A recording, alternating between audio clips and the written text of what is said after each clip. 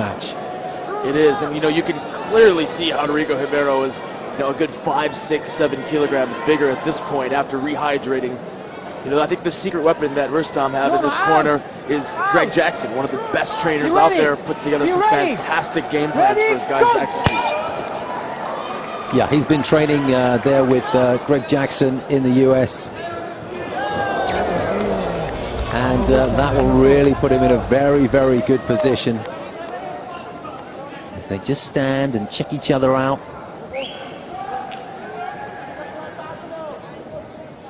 This fight is brought to you by Fairtex, and Ribeyro with a wide stance there, left leg, left arm forward, very orthodox. 1-2 from Habilov, left, right. That was a lightning fast 1-2. Shot it straight down the middle. He covered a lot of distance when he threw those. As the naturally lighter man, you figure he has the speed advantage. I would tend to agree. Exhibited perfectly for us there. Either of these two men, whoever comes out and wins, and you figure really even the guy that loses has a big future in 1FC. Now what do we call that, Jason? A missed spinning backfist, I believe. Rustam, you could tell, is looking to set those punches up. He's doing a really good job on his foot. He's light on his feet. That's something that all of Greg's guys do really well, is they put together game plans to stay on their feet and move. We just saw Carlos Conduit do a great game plan to stick and move. That was an overhand right that floored Ribeyro. He was able to gather his senses sufficiently quickly to grab hold. But there's no question that punch sent him downwards. And again, it's the speed that Jason highlighted at the top of the fight from the Russian that created that opportunity. Well, Rodrigo, being a third-degree Brazilian Jiu-Jitsu black belt, is completely comfortable on his back here. And I'm this sure is where he lives, isn't it? Yeah, this is where he's at 4 hours a day since he's been training Jiu-Jitsu. So he's doing a good job there with his left hand. He wants to keep Rustam down so he can't have that space to start passing guard or throwing those big shots. He's going to start to work his legs up a little bit and look for those triangle chokes. Oh, got to be careful there. Open guard. Open guard. Open guard. Whoa, back down really aggressively from the Russian. He could have just moved backwards if he wanted to, but he chose not to. However, you figure when they're in close quarters like this, that Ribeyro, naturally the bigger man, who, let's face it, has had at least 24 hours to rehydrate and get the strength back into his body, having made weight, should be the stronger man and should have advantage of close quarters. Yeah, I mean, he's definitely stronger, but anytime you cut more than 3 or 4% of your body weight, it just has a physiological effect on you. Your muscles can't rehydrate as much as you can, and he's looking to work a high guard for an arm bar, but Rustam is very good at just keeping his wits about him and knowing where that guard's at. So we're saying not even that big wholemeal sandwich can make the difference, not over 24 hours. You have to have a lot of oatmeal.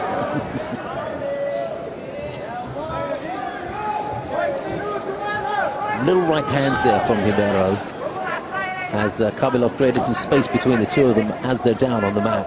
A cuffing little right hand to the jaw. And the elbow comes in as well. I'm really quite impressed with the strength that Habilov is exhibiting here. Now, will he back off? No, he goes in again. That's the second time he's chosen that route. And you can see why. Yeah, you can see that Rustam is very comfortable in Ribeiro's guard. Ribeyro is staying very active, throwing up triangles and constantly attacking, but Rustam's been in this position so many times before. It's actually on a front headlock a little bit. Looks like a guillotine. Now he's in the half guard and may be able to start to work. He's going to try to get his right leg clear and pass into side control. And Ribeiro's going to endeavor to control guard, and there he goes. I see a little bit of blood on the Russian's forehead. I think that's, I can't tell if that's coming from Rustam or from Rodrigo. It's hard to say. Okay, 1 minute left. 1 minute left. Rustam definitely is coming very aggressive. After this fight, he's going to go back down to 155, drop down to lightweight. What is it with these guys that can jump about? I need a bit of this weight transition thing going on. Diet, brother, diet. Oh, big left hand. Oh, he just dived in there, head first. Crazy antics from the Russian. And the crowd here in Jakarta appreciated that. Rodrigo Ribeyro, when he was grabbing his leg there, was working a little bit of rubber guard. It's a way that once your opponent starts to get slippery, you can work your legs up and start to set up some of those attacks. Try to nullify some of the punches and strikes that your opponents can throw at you. Now, will he back off or will he dive in again? 6 for 6 on the dives. I'm going to go with a big right hand coming over the top again. But I'm not psychic, so who knows? See, I was wrong. It was a kick. All right, there you go. Well, it was really the bell that ended that. And I'm looking at Ribeyro, and he looks pretty exhausted. And I can see that the blood is coming from his face. I suspect from his mouth. He may have a cut in the mouth there. I think that's what's going on with Ribeyro. But he looks the more tired of the two as they make their way back to the stools. Now, we've highlighted that he's lost weight. And Jason pointed out that this could be a really telling thing for Ribeyro. The fitness factor, the longer this fight figures to go on, you really think that maybe it's the Russian who has the advantage, particularly the way they look after only 5 minutes, 10 more to go.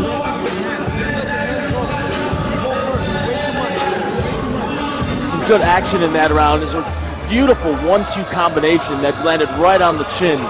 Covered a lot of distance too, and you can see that he almost had a chance to take the back. Ribeyro did a good job to roll into guard. Just some vicious ground and pound. I am very impressed with Habilov's handwork. He really likes that right hand, doesn't he? But that jab we saw, oh my goodness me, the feet as well. But that jab we saw, he leapt in and timed the jab just perfectly to take advantage of the momentum generated from his footwork. A very, very clever puncher. Which in a way surprises me that he's so keen to go down when Ribeyro is on his back there. But that may be just a sign of what an all-round fighter this Russian is. Well, you can tell that he's comfortable being in Ribeiro's guard. Ribeiro's active and working from it. He was throwing up a bunch of submission attempts, but Rustam was, he sees that every day in training. You ever seen a swinging punch like that? It was telegraphed, and that's how Ribeyro got out of the way. But if he connected, oh, the violence. And that mouth wound is certainly bothering the Brazilian. He's got a fat lip, and he was spitting blood at the interval. It's a great job of stopping that takedown by Rustam. Now that long hair of his has rather come undone during the course of this fight, and he had to brush it away. That's a personal grooming choice, I guess. Well, of course, the important thing is that it could affect his vision from time to time. You don't usually have the time to just pull your hair back out of your eyes. Yeah, I mean, there's guys like Ben Henderson and Clay Guida that have very successful careers with that long hair, and some of them actually think that having that long hair, it makes you look very active. You're constantly moving around, and you're impressing the judges, throwing your opponent off a little bit. Sure, anything that works, right? That's one of the things that if Ribeyro keeps missing these takedowns and getting into a dominant position on top, that's really going to wear on him. Missing takedowns and stopping takedowns, you're using your leg muscles, and it's tremendously tiring. I bet. Yeah, ideally you want to breathe through your nose, because with your mouth open, your jaw is vulnerable. But both of these fighters are breathing through their mouth, particularly Ribeyro, who's looking quite fatigued, but not backing off in any way, that's for sure. No, they're both very active. Oh, it's a beautiful belly-to-belly suplex. Rustam actually had a knockout of the year in 2009 with a belly-to-back suplex. That's one of the things you see a lot when you have guys that train in different areas of the world. You see different techniques that are utilized. You have guys that are amazing with their Muay Thai from Thailand, and guys from Russia who have these belly-to-back suplexes, and the mixed part of mixed martial arts is really showcased. You saw that knee, that left knee to the head 20 seconds ago, and watch out for that because he was teeing it up earlier on. The Russian fancies that move, and it's damaging. A knee to the head, are you kidding me? Well, hasn't he got an impressive array of armory, really? I think our question has been answered. He's up against some handy fellas in Russia, and that record. You see the referee giving the open attack signal, meaning it's safe to be able to launch kicks to the head, and soccer kicks being allowed here. There it is again, and there's the kick to the head. She said you weren't telepathic. In come the punches now as well. some very nice ground and pound. Rustam's doing a good job of not giving Ribeyro any time to really relax. Ribeiro's still well in this, but he's struggling a little bit. You can see he's really on the end of it here. The pace is being dictated by the Russian. Absolutely. You know, when your strong suit is one particular area and you're not really able to mount an offensive like you'd like, it gets very frustrating. And a lot of times, you know, and this isn't to say that Ribeyro is breaking mentally, but a lot of times a guy will start to break mentally before you see them break physically. Well, he's a top-level submission specialist, but he's really not able to get it off here tonight. Well, especially now, Rustam's in side control, and this could be a very bad position if Rustam starts working his left leg over the top and gets into mount. You saw him use his right hand there across the mouth of Ribeyro, and just smother and kind of disrupt the breathing pattern. Knee to the head there, Jason. We called it before. That left knee is one he really favors, and Ribeiro's head is taking a bit of a beating from that kneecap. And of course, it's such a heavy blow, the knee to the head. Far heavier, you'd imagine, than a mere punch could be. Far more likely to open up cuts and, of course, damage untold, really. Solid right hand, mixing it up to the bottom of the head. Here comes the work. Left, right, left, right. Ribeiro's covering up. I think the referee's waiting. It doesn't look good for the Brazilian. The referee's still hovering, but it's unanswered, this barrage, and it can't go on much longer, can it? It's really close here. The referee obviously is right on top of the action. You know, a fighter has to be intelligently defending himself. Intelligently is usually open to referee's discretion as to what that means. Fighter safety is always paramount, and Rustam's doing a very good job of keeping that pressure on. I would say he came within a hair's breadth of winning by a stoppage there. Ribeyro scrambles to his legs. Oh, and he yells into the air, trying to muster up some energy. I think that's frustration too. The fight's not going the way he envisioned. And that's the thing, you see Greg Jackson's corner there for a minute. Greg is adamant about guys just calm down, relax, take some deep breaths. You know, you can't lose your fight game mentally. Rustam throwing some huge knees and working some fantastic ground and pound, and those things will really take a toll on you after a while.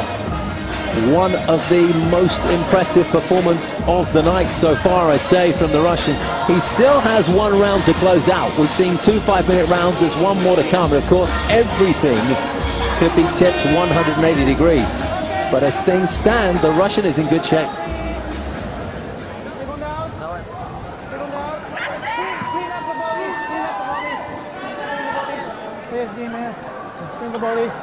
Ribeyro towels himself down, tends to that wound in his mouth.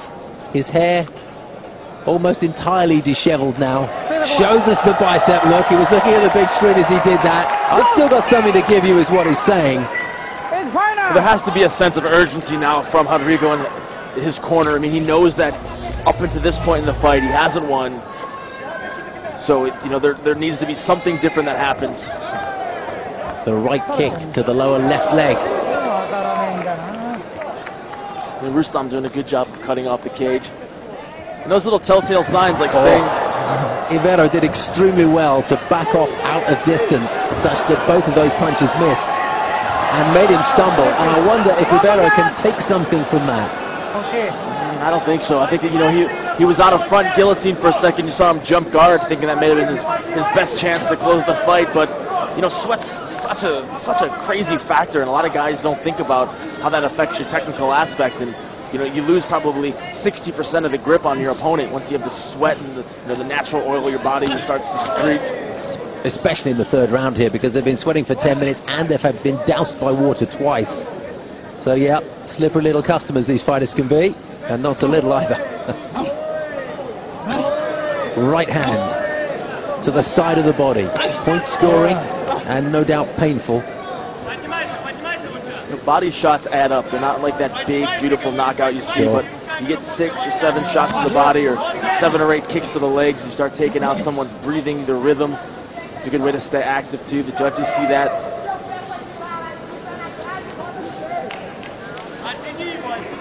The crowd here on cage side looking with great interest as the referee says, back to the center of the ring, guys. Now Ribeyro removes his gun field, pops it back in. They touch gloves in the center. Just over 3 minutes left of this contest. And the heavily tattooed Brazilian is running out of time if he's going to make a difference in this one.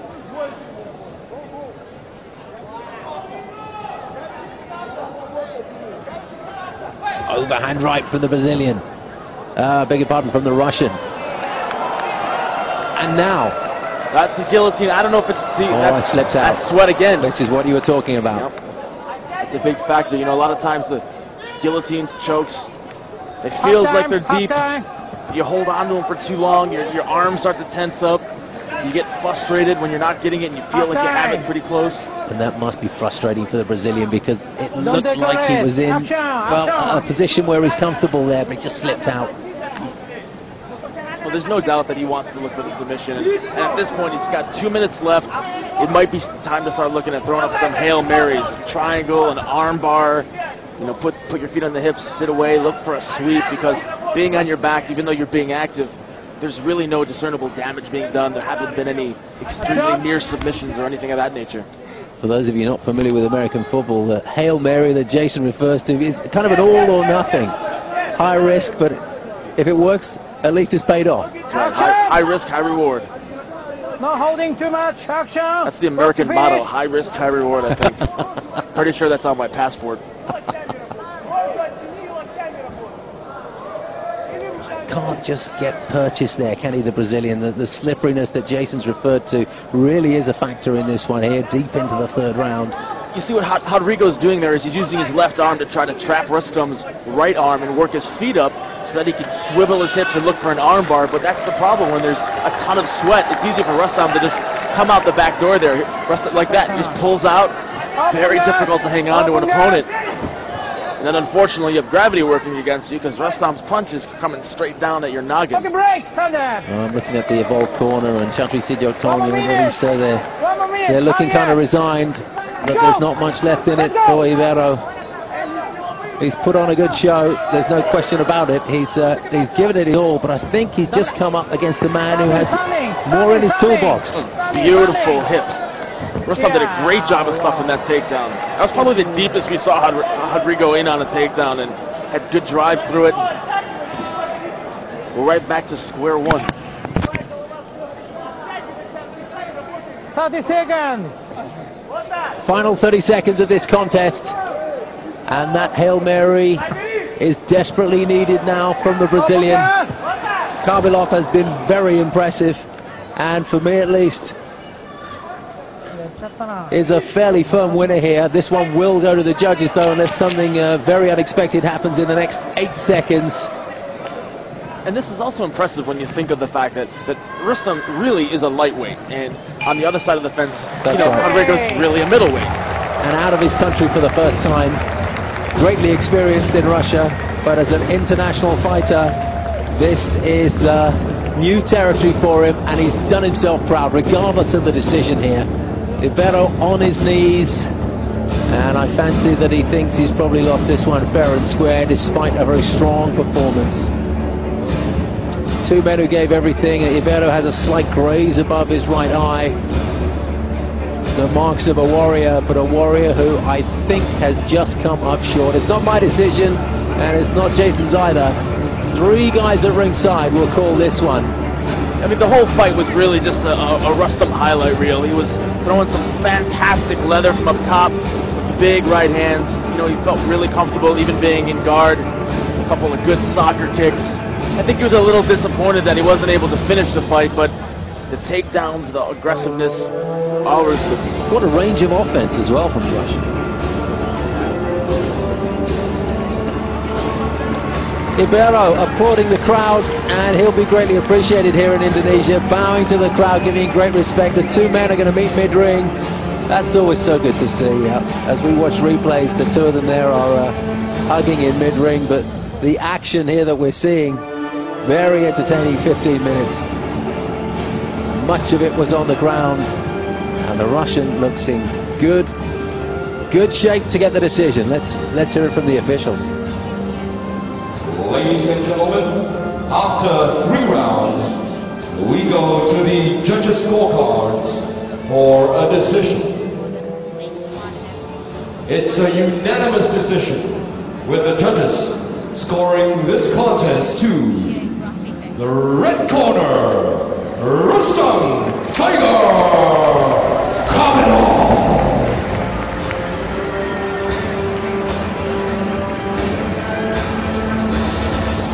So that record improves for the Russian, and really